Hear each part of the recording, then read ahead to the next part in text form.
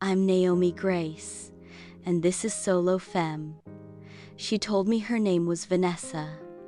She's 42 now, but her story began at 40, when something inside her cracked, not in chaos, but in clarity.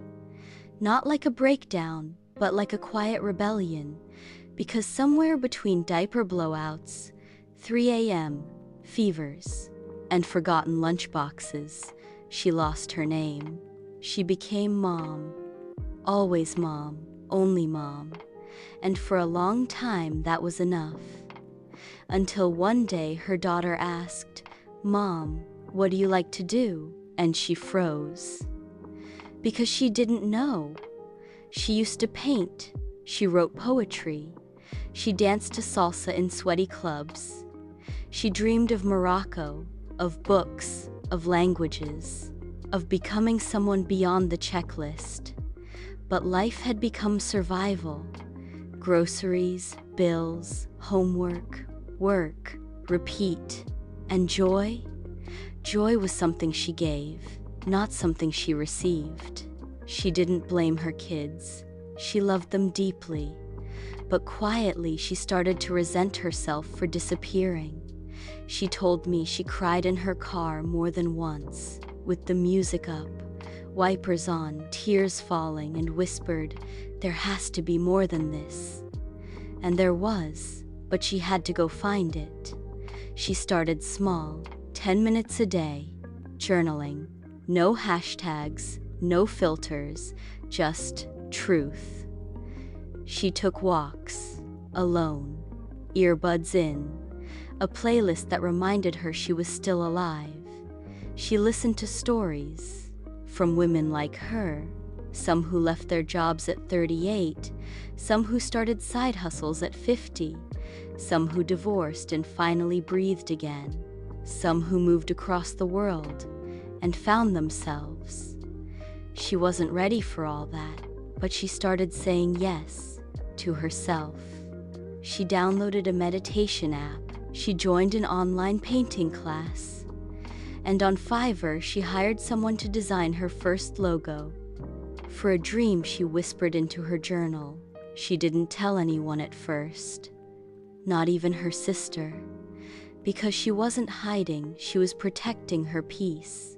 She bought a red dress, not for a man, not for an event, but because it made her feel like a woman again.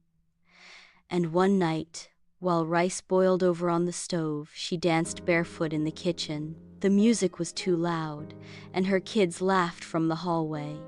She laughed too, and in that moment she wasn't just surviving, she was living. And then came the breakthrough. One morning, her son looked at her and said, "Mom, you look happy." And she was, not because she escaped her life, but because she reclaimed it. She made a new routine, coffee and silence. Before the world needed her, a sacred pause to remember her name. She made a list, 10 things she wanted to try before her next birthday. One of them a solo Airbnb trip by the lake. Nobody got it. People said it was selfish. But she did it anyway. Because sometimes you don't need applause. You just need to give yourself the green light. A woman emailed me last week and said, "Naomi, I'm 46 and I feel like I missed the boat. Is it too late?" Listen to me. If you've been waiting for a sign, this is it. You are not behind. You are not broken. You are not disqualified. As Maya Angelou said, there is no greater agony than bearing an untold story inside you. You are allowed to start again, as many times as it takes. As Oprah once said, the whole point of being alive is to evolve into the complete person you were intended to be. Let me ground you for a moment. In Joel 2:25, "And I will restore to you the years that the locust hath eaten." That means what you thought you lost is not lost forever. God knows how to redeem time, rebuild dreams, restore you, and listen, you were never just a mom. You are a soul, a storm, a vision, a woman in progress. As Shakespeare wrote, "This above all to thine own self be true."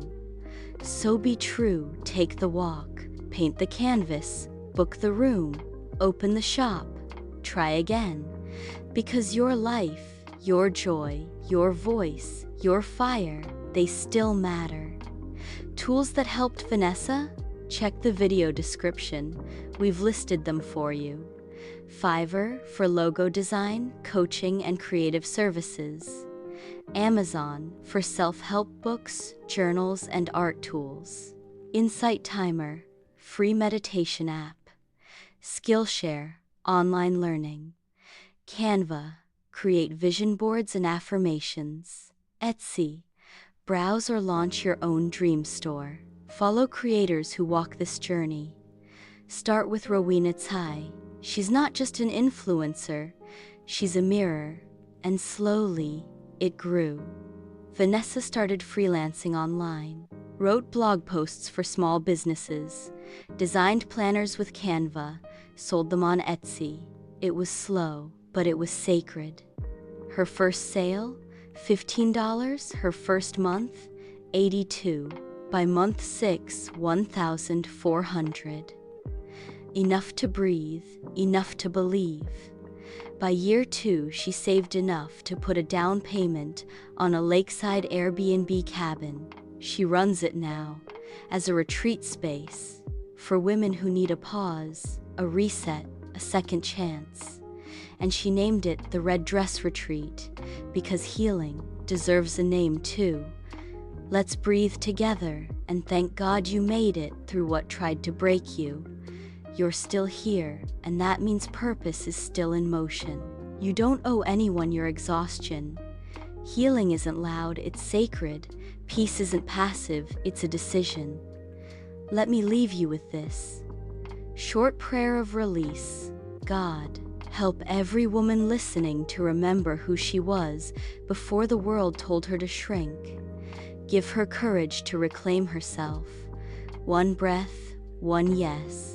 One step at a time. Amen. And before I go, a short prayer for you from me. God, bless every woman who's rising again. Give her divine ideas. Open doors no one can shut. Replace her fear with faith and multiply her effort until joy returns like a flood. Amen. You are not behind. You are being reborn. This chapter is yours to write. And remember, solo doesn't mean small, it means unstoppable. Hit subscribe, and your fearless journey continues right here. I'm Naomi Grace, and this is Solo Femme. Let's rise together.